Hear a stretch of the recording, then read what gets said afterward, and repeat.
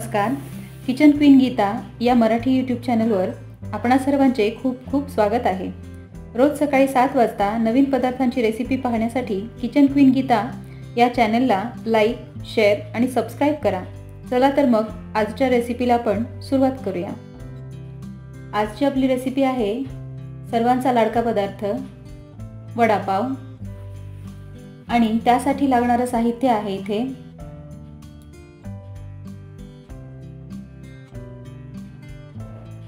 इथे घेतलेत मी मीडियम साइजचे उकडून 2 बटाटे, 1 वाटी बेसन,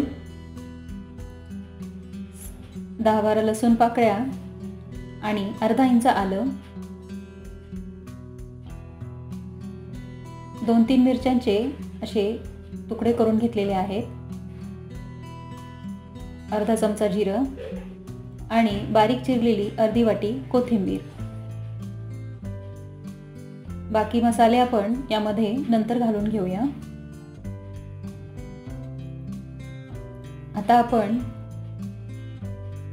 हिरवी मिरची, लसूण आणि आल्याचा असा ठेचा बनवून घ्यायचा आहे.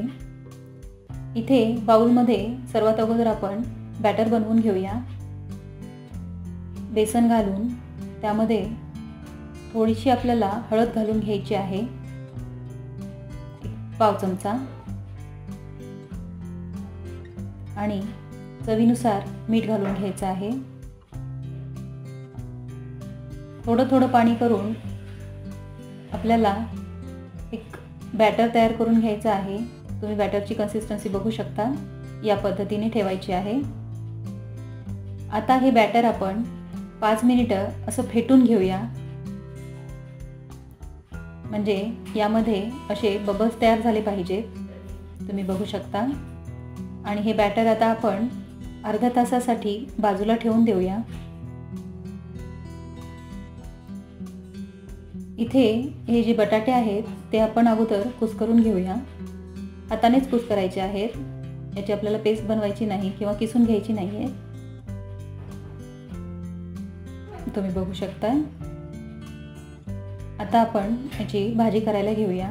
गॅसवर मी पॅन गरम करत ठेवला होता. त्यामध्ये मोठ्या चमच्याने 1 चमचा तेल घालून घेतलंय. तेल आपलं चांगलं गरम झालेलं आहे. त्यामध्ये सर्वात अगोदर मोहरी घालून घ्यायची आहे. मोहरी तडतडल्यानंतर यामध्ये आपण जिरं घालून घेऊया.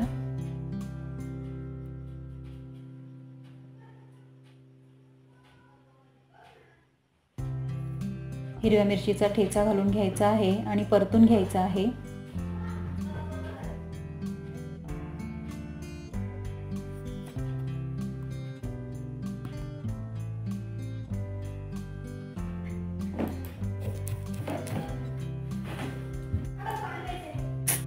ठेचा आपल्याला व्यवस्थित परतून घ्यायचा आहे. आता यामध्ये आपण थोडीशी हळद घालून घेऊया, 1 चमचा. हिंग घालायचा आहे 2 चिमूट. आणि यामध्ये चवीनुसार मीठ घालून घ्यायचं आहे. हे सर्व जिन्नस घालून आपल्याला चांगले परतून घ्यायचे आहेत.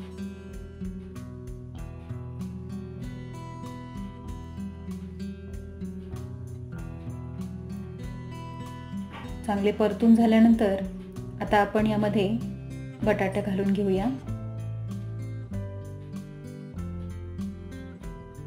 बटाटे घालून त्यांना असं दाबून दाबून व्यवस्थित परतून घ्यायचं आहे, म्हणजे ते व्यवस्थित मॅश होतात.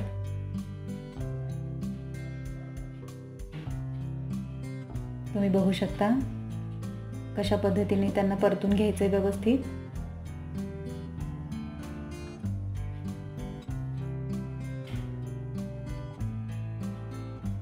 आता यामध्ये आपण बारीक चिरलेली कोथिंबीर घालून घेऊया. कोथिंबीरीची चव यामध्ये खूप छान लागते, म्हणून थोडी जास्त प्रमाणातच घालायची आहे.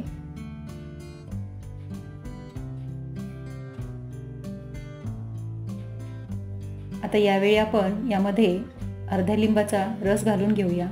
1 चमचाभर रस होता हा. परत मिक्स करून घ्यायचं आहे। इथे आपली भाजी आता तयार झालेली आहे। त्यामध्ये शेवटी आपण असे धणे घालून घ्यायचे आहेत। 1 चमचाभर धणे आहेत हे, त्यांना मी खलबत्त्यामध्ये क्रश करून घेतलं होतं।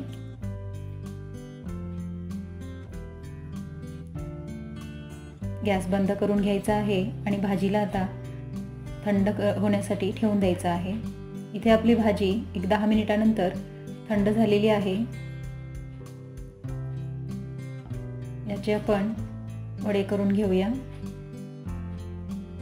हे बघा, या पद्धतीने वडे करून घ्यायचे आहेत। तुम्ही लहान किंवा मोठे कोणत्याही साईजचे वडे बनवू शकता। मी इथे मीडियम साईजचे वडे बनवलेले आहेत, तुम्ही बघू शकता यांची साईज। याच पद्धतीने आपल्याला सर्व वडे करून घ्यायचे आहेत। इथे 2 बटाट्यांमध्ये 7 वडे तयार झालेले आहेत। कढईमध्ये तेल गरम करायला ठेवलं होतं मी गॅसवर।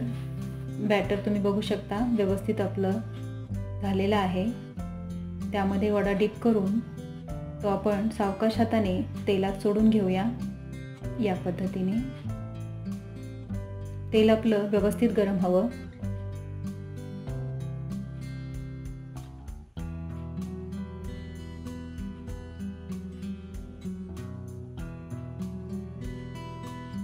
सावकाश हाताने सर्व वडे सोडून झाल्यानंतर 1-2 मिनिटानंतर त्यांना आपल्याला परतायचं आहे।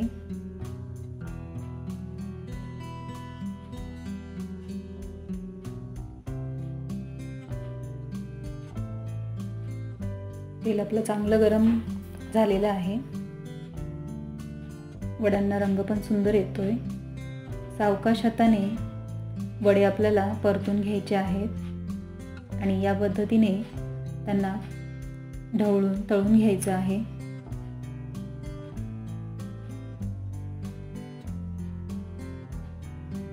आता आपण आपले वडे जे आहेत ते तळून तयार आहेत।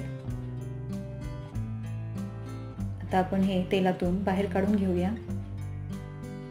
वडे आपले सुंदर रंगावर तळले गेलेले आहेत। आता इथे मी हिरव्या मिरच्या तळून घेणार आहे।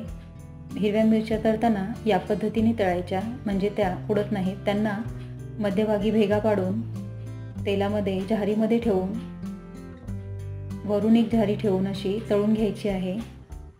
वरून तुम्ही दुसरा कुठलाही मोठा चमचा ठेवू शकता। सावकाश असं तळून घ्यायचं आहे। लक्षात ठेवा, मिरच्यांना आपल्याला भेगा पाडायच्या आहेत।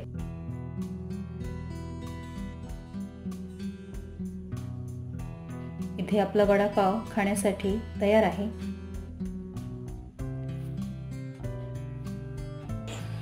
तुम्हाला जर माझ्या रेसिपीज आवडत असतील तर माझ्या चॅनलला लाईक करा, शेअर करा आणि सबस्क्राईब करायला विसरू नका। धन्यवाद।